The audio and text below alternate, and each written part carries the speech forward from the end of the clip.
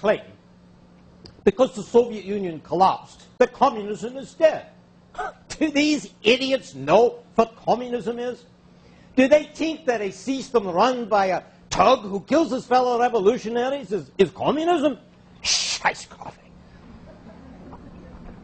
Journalists and politicians who say such things, what kind of education did they have? Did they ever read the Communist Manifesto that Engels and I wrote when we were young men? In place of the old bourgeois society, with its classes and class antagonisms, we shall have an association in which the free development of each is the condition for the free development of all. Did you hear that? An association. Do you know what the objective of communism is? The freedom of the individual to develop himself, herself, as a compassionate human being. Do they think that just because someone calls himself a communist or a socialist and then acts like a gangster, understands what communism is?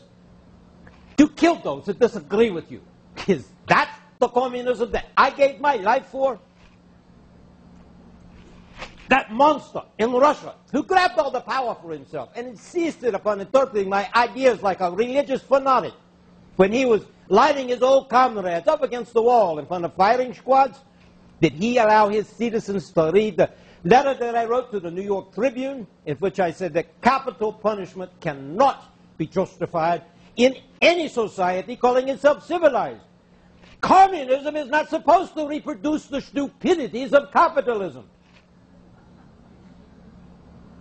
Yeah, Engels and I spoke of a dictatorship of the proletariat, but not the dictatorship of a party or a central committee, not the dictatorship of one man, but a temporary dictatorship of the working class. The mass of the people will take over the state and govern in the interest of all until such time as the state itself becomes unnecessary and gradually disappears. Bakunin, of course, disagreed.